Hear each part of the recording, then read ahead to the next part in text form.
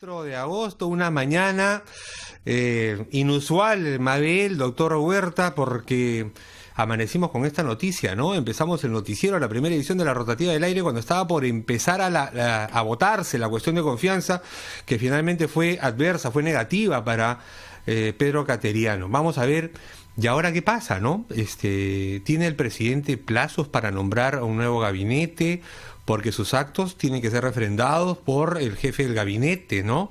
¿Qué pasa con los demás ministros? Cae todo el gabinete, pero recordemos, hay un reciente fallo del TC, me parece, Mabel, que señala que los miembros del gabinete que cae pueden volver a ser nombrados, pero no así la cabeza, es decir, el señor Cateriano. Pero bueno, para despejar las dudas, tenemos con nosotros al abogado constitucionalista Luciano López. Doctor López, buenos días, bienvenido. Buenos días, Ricardo, Mabel. Gusto hablar con ustedes. Bueno, ¿te sorprendió la votación a usted también? Sí, seguí la votación. Yo acostumbro levantarme bastante temprano y me quedé bastante sorprendido que todavía seguía en el debate y estaba cerrando el señor Cateriano. Y bueno, seguí la votación. Veo que definitivamente las abstenciones de dos grupos partidarios con un número importante fueron los que inclinaron la votación, ¿no? Y bueno, en realidad creo yo que política y constitucionalmente las facultades de control político que tiene el Parlamento podía también trabajarlas por separado. Es decir, si es que hay un ministro que no es de su agrado o consideran que razonablemente, porque esa es la función política también que tiene el Parlamento, de interpelar, de censurar a algún ministro, eso lo podían hacer por separado.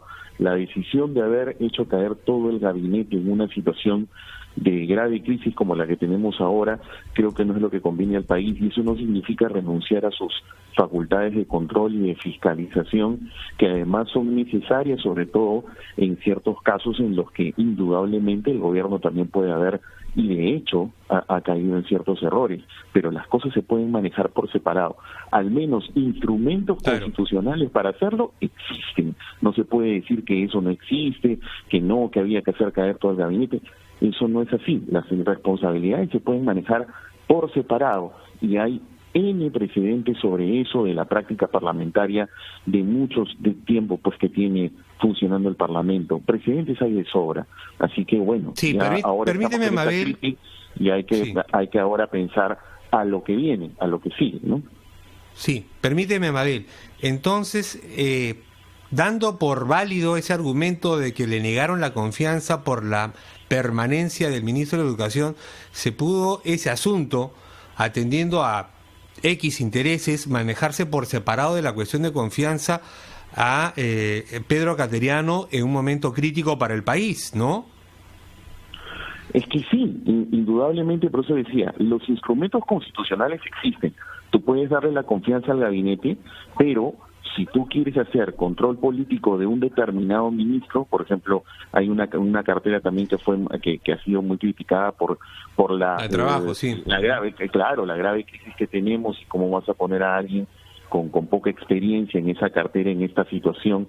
Y así podríamos contar diversos casos en donde tranquilamente el Parlamento, y es su función, guste o no, la función de fiscalización de control político la tiene, pero eso lo puede manejar por separado. O sea, no era necesario hacer caer todo un gabinete para tú expresar tus discrepancias con la función de alguna cartera en particular.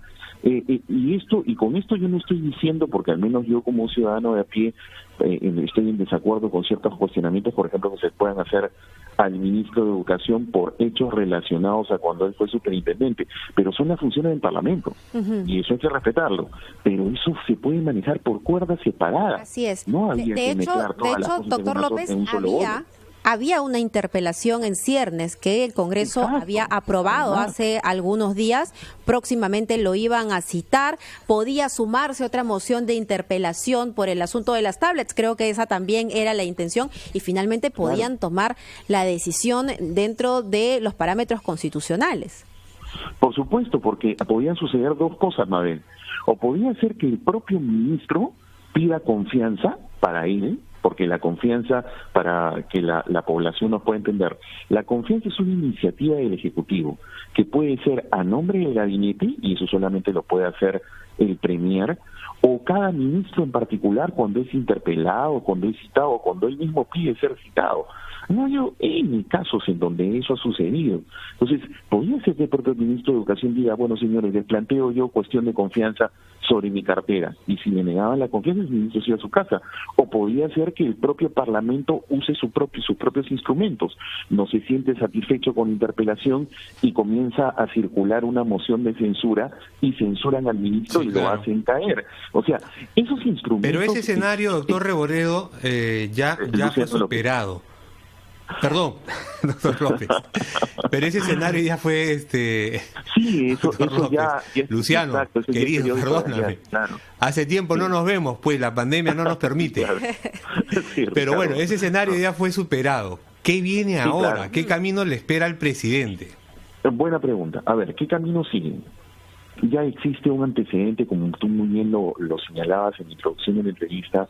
Hay un antecedente por la famosa ley Mulder, que es una sentencia del Tribunal Constitucional del año 2018, donde el tribunal ha dicho que en sencillo los ministros renunciantes, porque ahora tienen que renunciar absolutamente todos, conjuntamente con el Premier, pueden repetir el plato excepto la cabeza, que es la que ha pedido la confianza. Entonces el señor Cateriano es el único que no podría repetir el plato, ni como Premier y en mi modesta opinión tampoco como ningún ministro en ninguna otra cartera. ¿Cuál es el plazo? Que es una de las cosas que le escuchaba a Mabel preguntarse. A ver, hay un plazo específico que establece la Constitución para aceptar la dimisión. Esos son los términos que usa la Constitución. En simple, para aceptar la renuncia. El plazo es de 72 horas. En 72 horas el presidente tiene que aceptar la renuncia obligatoria del Premier y de todos sus ministros, pero la Constitución no habla de un plazo para componer el gabinete. Claro. La experiencia... La carta ya le fue enviada, entonces el presidente la tiene que aceptar en el plazo de 72 horas, pero de ahí no tiene plazo para nombrar a uno nuevo. Correcto, además porque en la experiencia, ustedes que son además unos ranqueados periodistas pueden haberse dado cuenta, hay muchísimos antecedentes donde la composición de un gabinete puede haber tomado más de 72 horas, ¿no? Sí, pero las reacciones tienen que ser rapidísimas porque la máquina tiene que seguir trabajando en la situación en la que estamos. Yo quiero dejar una pregunta. Sí, doctor Huerta, ¿qué le parece? El doctor Huerta tiene una consulta, pero ¿qué le parece, doctor, si la hacemos tras la pausa, donde vamos a tener más minutos? Volvemos. Regresamos.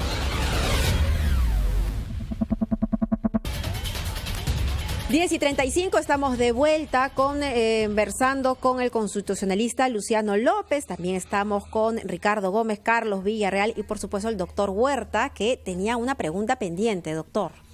Sí, gracias, Mabel. Buenos días, doctor López, gusto de saludarlo. Gracias, doctor. Yo tengo una pregunta con respecto a la función de la ministra de Salud. Estamos en plena pandemia y el trabajo de ella es sumamente importante y vital para el Perú.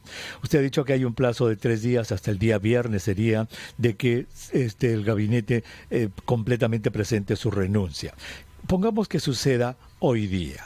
Hoy día todo el gabinete renuncia, por lo tanto la ministra de Salud, la doctora Pilar Mazzetti, ya renunció al cargo. La pregunta es, ¿en qué afecta las funciones de ministra el hecho de que ella haya renunciado y hasta que se espere la nueva confirmación? Porque ahí legalmente ya no tendríamos ministra de Salud porque ella ha renunciado. Sí, doctor Huerta, la verdad que es un tremendo problema. A ver, le hablo con ciertos antecedentes. Pueden ustedes haberse percatado que cada vez que ha existido una renovación de gabinete, sea por una crisis como ahora, o sea porque simplemente hubo la voluntad política del presidente de renovar su gabinete, se publican inmediatamente en el diario oficial peruano 2 resoluciones. Se publica la resolución de la renuncia, donde se agradecen los servicios, e inmediatamente se publica la resolución del nombramiento del nuevo ministro. Y hago esta mención formal para poder responder su pregunta, porque como esto se tiene que publicar en el diario oficial peruano, se supone que a partir de aquí rige el nuevo nombramiento. Lo que ocurre sí en la práctica, y ahí no me dejarán mentir todos los que han hecho o han desempeñado alguna vez un cargo público, es que cuando ocurren este tipo de inestabilidades como las que ha sucedido esta mañana, ya por lo general nadie quiere firmar nada, ¿no? Y es natural, claro, que ocurra una situación así. Entonces, por eso de allí la gravedad de que esto pueda haber ocurrido en estas circunstancias de pandemia, y por eso yo destacaba al inicio de la entrevista que esto tranquilamente se podría haber manejado por cuerdas separadas. Le daban la confianza al gabinete en ministerios que considerabas que las carteras podían ser cuestionadas por X y Y motivos. Existen otro tipo de instrumentos como para poder hacer el control político que corresponda. Concretamente a su pregunta, creo que en estos momentos el ministerio va a tener que funcionar de acuerdo con su reglamento de organización de funciones aquellas cosas que los viceministros puedan asumir, pero aquellas otras que tengan que ver con la participación directa del ministro, y el ministro a partir de la fecha va a evitar ya suscribir o hacer alguna gestión hasta que nombren al nuevo ministro, porque es lo que naturalmente ocurre en la administración pública. Descabezaron al Ministerio de Salud en plena pandemia, Ricardo. Sí, claro. Imaginamos, doctor López, que esto va a ocurrir así, que no se va a detener, porque es justamente el sector clave en estas circunstancias de crisis. Pero regresando al escenario anterior, que Carlos Villarreal, con fuentes bien informadas del Congreso, y ya con información anterior, apuntaban a este condicionamiento, ¿no?, del ministro de Educación, que se vaya si es que usted, señor Cateriano, quiere obtener el voto de confianza, y peor si es que, como las fuentes que Carlos citaba le habían señalado, había sido el propio presidente del Congreso de Acción Popular, el señor Merino, el que le había transmitido esa información. Aparte de la responsabilidad política, ¿cabe otro tipo de responsabilidades en esas circunstancias de confirmarse, doctor López? Mire, la verdad, Ricardo, que pienso que recordemos algo que hemos estado hablando hace unos días por la famosa inmunidad parlamentaria, no sé si recuerdan, que es la irresponsabilidad por votos y opiniones de los parlamentarios. En nuestra tradición constitucional, como en la mayoría de democracias modernas del mundo, lo que existe es la irresponsabilidad de voto y opinión. Estas cuestiones de lo que ha acontecido, lo que puede haber trascendido, yo al menos en lo particular, pese a que éticamente nos pueda parecer censurable, desde un punto de vista estrictamente jurídico, en mi opinión, creo que no habría mayor responsabilidad. Sí, claro, porque se lo pudo haber dicho públicamente, pero no le convenía políticamente, de ser cierto, digamos. Y además ¿no? Ellos son irresponsables por voto y opinión, o sea, no pueden asumir responsabilidad por lo que votan o por lo que debaten. O sea, eso es lo que siempre ha habido, la inmunidad del parlamentario para que pueda ejercer cabalmente su función, y eso puede servir para bien, puede servir para mal. Aquí lo que sí trasciende es una responsabilidad ante la ciudadanía, como es lo que estamos comentando hace un momento, sobre todo por el sector salud, que es el más sensible y el más urgente de atender en estas circunstancias, ¿no? Ahora, la misma Constitución le da una vuelta de tortilla a la situación, ¿no? Es decir, el año pasado teníamos que el Ejecutivo pues tenía mucho poder sobre el Legislativo, y lo disuelve. Hoy esa figura es imposible. Pero también sería posible que de presentarse un nuevo gabinete, el Congreso simplemente, si no le gusta el discurso, si no llega a negociar las políticas de educación, porque finalmente eso es lo que también está en discusión, la política de educación, y en lo que refiere a SUNEDU, pues podría no dar el voto de confianza nuevamente. Sí, porque también ya empezamos el último año de mandato. Y la Constitución prohíbe que pueda, si es que ocurriese, como sucede en los otros 4 años de gobierno, una situación en la que existen 2 censuras o 2 negaciones de confianza a gabinetes en pleno, el contrapeso que tiene el presidente es la famosa disolución parlamentaria. Pero eso no ocurre en el último año de mandato, que ya empezó el 28 de julio. Entonces, es que se abrió...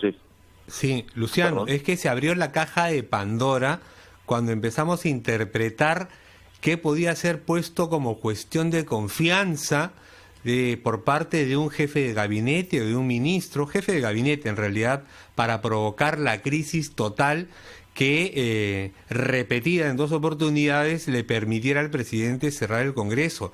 Es decir, cuando fuimos por ese camino, y habría, y te lo consulto, habría que hacer alguna modificación a la Constitución para que sepamos y quede claramente establecido cuándo se puede tomar esa vía. Es decir, no por cualquier política, no por cualquier asunto, yo al Congreso que no me gusta, y luego han terminado reconociendo que era porque al Congreso no les gustaba que planteara una cuestión de confianza para poder cerrarlo, ¿no? Es decir, no por cualquier asunto le puedo plantear una cuestión de confianza al Congreso para poder cerrarlo, precisamente, ¿no? Bueno, sobre esos aspectos, yo en lo particular pienso que la Constitución del 93, durante estos, no de ahora, ¿no? Pero sí creo con mayor intensidad en este quinquenio 2016-2021, creo que ha sido sometida a la fuerte presión y al embate de las crisis políticas, y creo que la Constitución, tal como está diseñada en el aspecto de la estructura del Estado, todo el título cuarto y el título quinto, creo que han demostrado que no están a la altura de las circunstancias y requerirían una reforma. Pero es una discusión que creo que es aparte, porque en estos momentos, para la situación concreta en la que estamos ya en el último año de mandato, y ya el debate sobre la disolución ya no tiene ni siquiera cabida. En síntesis, el presidente ahorita no tiene ningún contrapeso, y ya en los hechos, lamentablemente también, él no tiene una bancada en el Parlamento, él decidió gobernar sin Parlamento, y entonces ahora lo único que le queda es la negociación directa.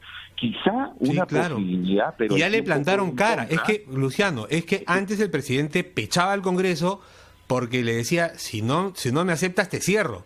Bueno, ya lo cerró, pero ahora ya no puede. Entonces ahora tiene que negociar. Y aparte, Ricardo, que además que ya lo cerró, aunque quisiera, imagínate que no estuviéramos en el último año de mandato, habría otra discusión sobre el particular, pero ahora ya no hay discusión que valga, porque estamos en el último año de mandato, y en el último año de mandato la Constitución prohíbe esa figura, entonces ya no tiene contrapeso, lo único que le queda es tender un puente.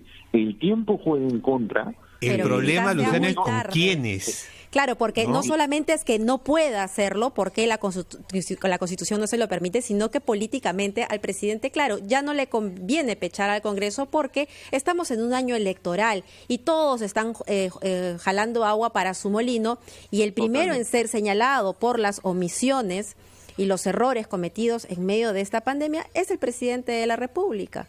Entonces, esta rama de olivo que él ofrece a través del Pacto Perú ha llegado, me parece, demasiado tarde. Y ese consenso que buscaba el ex premier ya, Pedro Cateriano, pues difícil que se logre. Habría que ver qué figura nuevamente podría ocupar ese lugar, ¿no? Y qué gabinete se conformaría nuevamente.